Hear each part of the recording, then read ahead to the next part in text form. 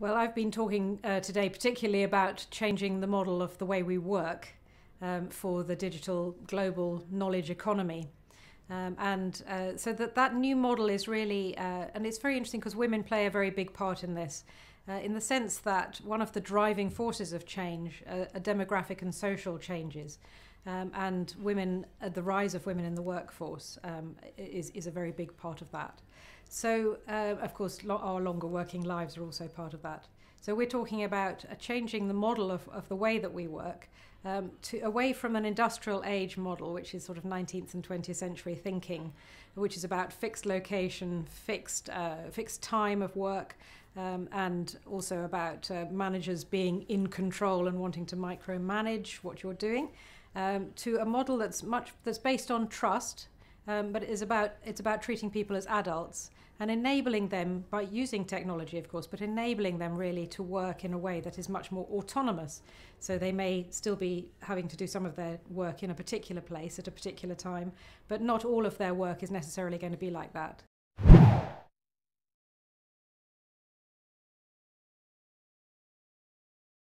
The kind of skills that are needed in the new world of work for managing people in the 21st century, more networked organizations, are actually skills that really sort of play to female strengths. So women have been shown by research to be rated more highly on certain key skills, which are very important leadership skills for the new world of work.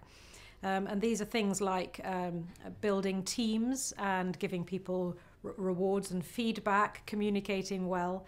Also tenacity is one of them, which is an interesting thing because you've got to, this is about culture change. You've got to work often against the grain of an organization. It's about emotional intelligence, that's very important. It's also about understanding the bigger picture outside the organization, really understanding how business decisions impact on wider society. All those skills are ones where women have been shown to score more highly than men. They're very important in this new world of work.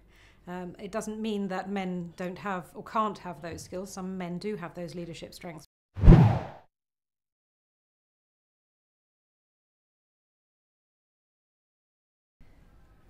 Well, I hope that I'm furthering gender diversity through a lot of the work that I do, which is writing. I'm primarily a writer. I'm a journalist by background.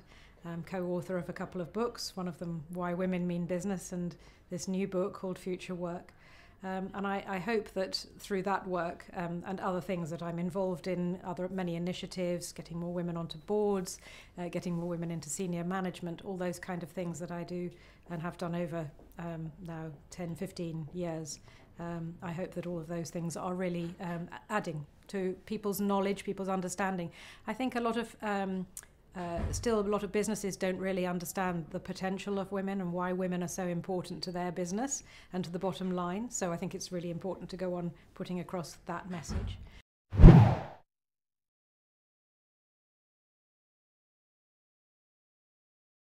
Not all companies are stuck with that old model, and that actually there are pioneering organizations in many different sectors now that are really changing very rapidly, and it is becoming, a competitive advantage. So other companies need to be aware of that and need to watch out because they might get left behind. They may well get left behind. But what's holding a lot of companies back? There are a number of things. One is a poor understanding of the real business reasons for doing this. And if it's driven as a business strategy, as it is in the organizations that are really ahead on this, if it's driven as a business strategy that's beneficial to the business, bottom line, it's beneficial to people who work for the business, and it's also beneficial for the environment to work in a new way, then there is much more traction. You get much more traction. But so they need to understand the business case better. They also need to have senior leadership commitment. And very often the senior leaders in an organization are not, committed to change. They think that they've worked that way. They work their way up in a ladder type career without any breaks, very hard. And they like to sort of keep a kind of mythology around that. So that that doesn't allow a new way of doing it. And also managers are quite fearful about losing control over people. They feel that if they can't see them every day working in the same place in front of them, then they won't have control over them, and they will lose that control, maybe lose their status as well. But actually it's an important skill for the new world of work to be able to manage people, whether they're in front of you, whether they're working somewhere else, because we're increasingly becoming a virtual world of communication. So that is going to be, a real attribute that people need if they want to be managers in the new world of work.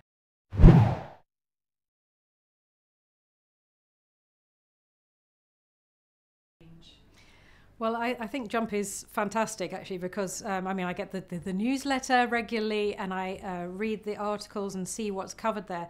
I think it's debating all of the really key issues. It allows lots of different viewpoints, which is fantastic.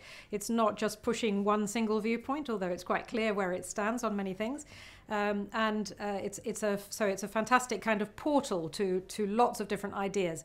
What I also like about it actually is that it's not just about the workplace or careers or professions. It's also about women's personal lives and of course men's personal lives as well. And that makes it a very sort of human forum.